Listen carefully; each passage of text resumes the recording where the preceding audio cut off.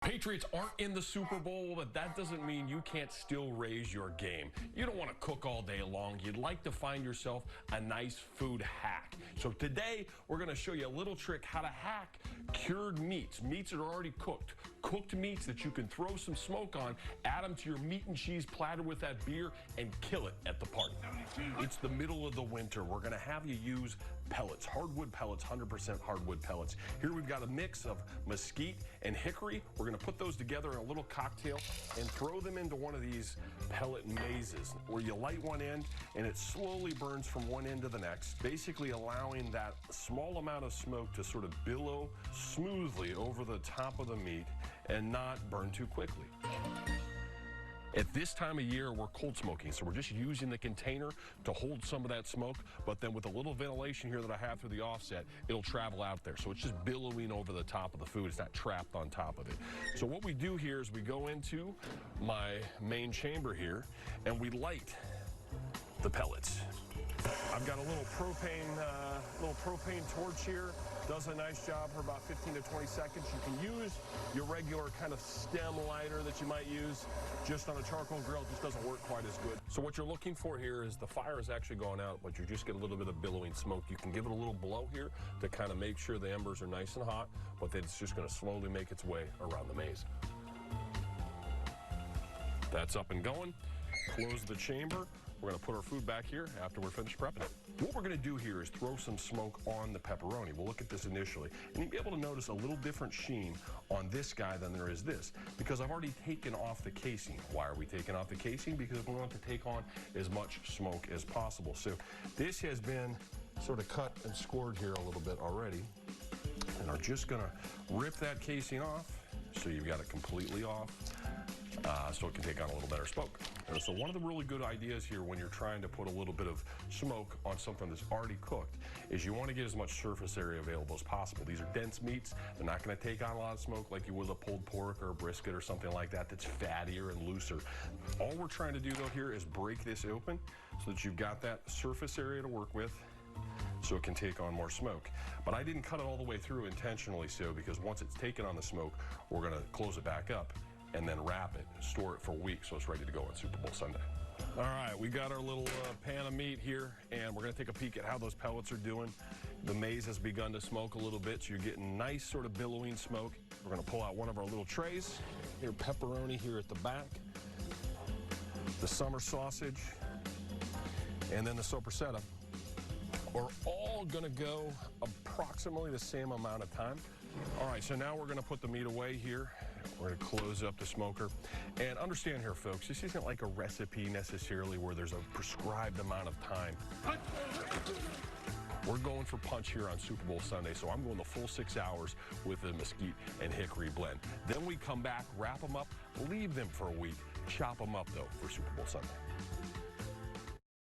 And this appears to be the finished product, Mr. Matt Chatham. Thanks for bringing your smoked meats into studio with us. This looks really good. They smell awesome. They look awesome. Dive in there. So that's... Don't mind if I do. When they told me you were coming into this segment, I go, this is going to be the best day of my life. That's the sopressata, the pepperoni's in the middle, and the summer sausage at the bottom. Let me get in there. There's a little sharp provolone there, and then a little bit of sharp cheddar. And you've always kind of been in the food, right? Yeah, so I used to have that old crepe restaurant, Skyscrapers. I went to Babson College to get my MBA when I was done with the football thing. Incredible school, really great sort of food consultants and stuff there. You know, Ming Tsai's former Iron Chef who does some consulting with us. Andrew Zimmern, the bizarre foods guy, the guy that goes around and eats testicles and worms and things like that. Oh, yeah, that guy. Can't forget that guy. Stacy from Stacy's Pita Chips. The list goes on and on. There's a lot of really good sort of food entrepreneurs that have sort of helped us. Talking about crepes and charcuterie, give me all the basic things. You nailed it. You were so nervous to say that word. I say meat and cheese. I was not. You were all over it. You were all over it. You were all over it. I mean, no, this is like one of my favorite things to get when I'm out and about, and getting something like this, like you can really taste the smoked flavors on that. Yeah. It's incredible. So the whole idea here is it is kind of a food hack, and I'm just going to talk as I chew, which is really gross, but Do It is it. disgusting. Please Do whatever you want to do. walk away from my face. I don't need a piece of meat on my face. the idea here, folks, is to find something that's pretty easy to do. You need no expertise here. It's essentially a food hack of something that's already been cooked, but that you're going to elevate. So that's something I like to kind of do in a lot of my cooking. I'm not classically trained, not Johnson Wales guy. I didn't go to get any sort of formal food training. It's kind of just it's trial and error. And I think in situations like this, you're going to order your pizzas and your nachos and wings. That's normal sort of fare. The meat and cheese plate, pretty basic rote thing that a lot of people will put out. This is a really easy way to go and elevate it, to make it sort of Super Bowl worthy.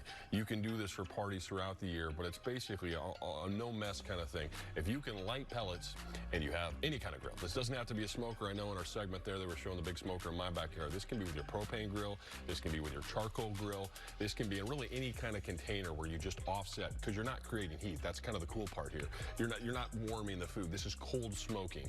It's generally going to hit between about 60 and 80 degrees, but that's why it's great for the winter. It's easy. You go out and light your pellets.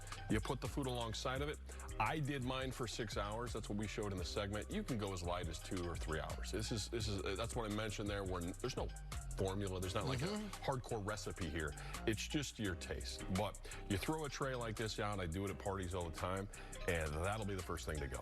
You can put anything in a smoker. You really could. I smoke just about everything myself. Is that right? We do egg bakes and frittatas and stuff like that in the morning. We'll do breads. I will smoke every kind of meat. Obviously, the basics like your turkeys and chickens and briskets and pork butts. And Are your kids like, come on, man? I'm like, I'm hungry. Put it in the microwave. Yeah. And you're like, no, you don't eat breakfast in 8 hours. See, but that's the beauty of this wonderful media job we have, where we work in the evening. So during the day, You can just I smoke throw it all in the day. smoker. Yeah, Oh, man. exactly. But the real idea, folks, and this is, I wanted to really emphasize this point. We're showing you this a week in advance of the Super Bowl for the simple fact that this stuff takes really well and milds out. If you're not a huge, heavy smoke fan, when you wrap something and then put it in the fridge for the week, if you do this weekend, which is what we're kind of encouraging you to do, take whatever sort of cured meats or cooked meats that you'd like to try this on. When you're done with them, wrap them in plastic wrap or butcher's paper, parchment paper, something like that. Put them in the fridge for a week, because what happens is it takes to the smoke. The smoke absorbs real well, but also mellows out over time. You'll see that with butter, with cheeses, lots of things that you can cold smoke. So you're really going to use this week to let it mellow out a bit, and then when it's game day, pull this stuff out and just kill it. More flavor, the better for me. More flavor, more fun. That is. And you can come to my Super Bowl party next week. You Matt can Chatham. cook for me whenever you want. Whenever you want. Thanks, buddy. My pleasure. Great job. Enjoy, folks.